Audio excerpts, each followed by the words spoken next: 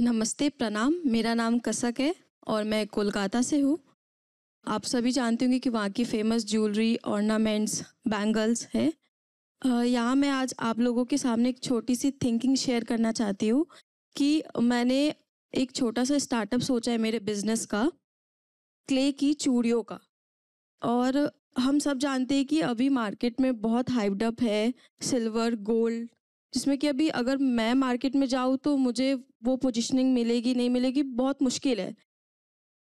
Confused हूँ या मैं डर रही हूँ मेरे फेलियर को लेके कि क्या होगा नहीं होगा। बट ये डर ना मुझे यहाँ शो पे आने से पहले लग रहा था, बट मैं अभी आप लोगों के सामने जब मैं आप लोगों की बातें सुनी हूँ, मैं काफ़ी ज़्यादा इंस्पायर हो गई हूँ आप लोगों की बातें सुनकर। अभी मुझे लग रहा है कि होगा, मैं कर सकती हूँ, मुझसे हो जाएगा। आपने बहुत ही सुंदर पॉइंट उठाया है। बहुत सारे लोगों के दिमाग में ये होता है कि मेरे पास ये आइडिया है, मैं कुछ करना चाहता हूं या चाहती हूं, पर होगा कि नहीं। तो इसका सीधा सीधा जवाब तो यह है कि करोगे तो शायद होगा, नहीं करोगे तो कभी नहीं होगा। Thank you sir. और नहीं करोगे तो अफसोस जरूर होगा कि काश कर लिया होता, काश ट्राई किया होता। और आप दोनों से भी मैं ये पूछना चाहती हूँ कि आप दोनों ने ही बहुत ही कॉम्प्लेक्स और बिल्कुल ही विपरीत स्थितियों में बिजनेस शुरू किए।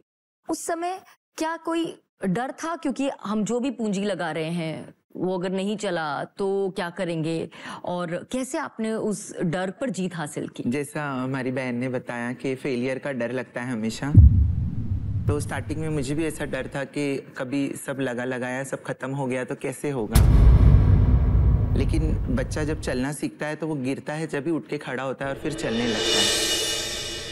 फेलियर इंसान को मिलता है, लेकिन बहुत से लोग उस फेलियर को बिस्तर बना के सो जाते हैं। लेकिन उसी फेलियर को तोड़कर 4 सीढ़ी बना लें अगर, तो हम उस फेलियर के थ्रू ही हम आगे बढ़ सकते हैं। क्या बात है।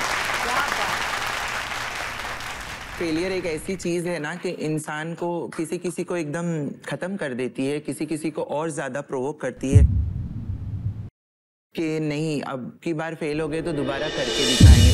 फिर जैसे दिन बदलते हैं अपने को इंतजार करना पड़ता है। वही 20 साल पुरानी वाली जोया को अगर मैं देखूंगी, जो रोड पर भीख मांग रही है, किसी से 2 रुपए मांग रही है, खाने के लिए मांग रही है, लोग आंखों में देख के भी नहीं समझ पा रहे कि ये भूखी है।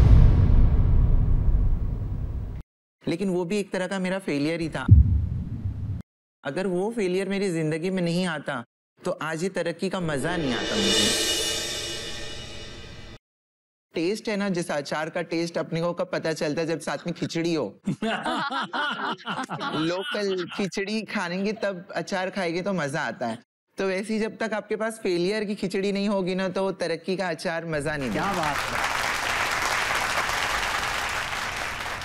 और जोया जी, जैसे आपने एक बात कही कि आप औरतों की बात कर रहे हैं, हम तो उसमें उस गिनती में भी नहीं आते, उससे ही बहुत पीछे आते। लेकिन मैं आपको ये बताना चाहती हूँ कि आज आपने साबित कर दिया कि ये सारी जो लिमिटेशंस बनाई है ना, ये इंसान की लिमिटेशन है जो हमने अपने दिमाग में बनाई है। हमें इंसान को सिर्फ इंसान की तरह देखना चाहिए, जेंडर बेसिस पे नहीं। तो हमें हमारी कला को आगे बढ़ाने के लिए जितना सपोर्ट कर सकते हैं एक दूसरे को, वो करना चाहिए, बजाय इसके कि उसको और नीचे खींचते चले जाएं और उसकी तकलीफें और बढ़ाएं, जस्ट बिकॉज हमारे हिसाब से वो हमारे इस कैटेगरी में फिट नहीं बैठते। लेकिन हम भूल जाते हैं कि एक ही कैटेगरी है हम सबकी, और हमें इंसान ईश्वर ने वो बनाने में कमी नहीं की, तो बाकी सब चीजें हमने बनाई है। ये लिमिटेशंस हमारी हैं और आपने उन लिमिटेशंस को तोड़कर साबित कर दिया है कि इंसान अगर चाहे तो कोई भी लिमिटेशन उसे नहीं रोक सकती। लवीना जी और जोया जी, मैं पूछना चाह रहा था कि सक्सेस को आप कैसे देखते हैं? कल ये सपना लगता था, आज कुछ और सपना लगता है। तो आसमान इतना बड़ा है कि सपने ही नहीं पूरे हो रहे।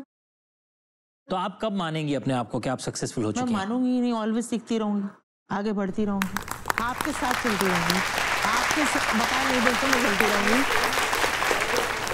तो क्या ये कहना सही होगा कि आपके हिसाब से सक्सेस एक डेस्टिनेशन नहीं है, वो एक जर्नी है? बिल्कुल सही है।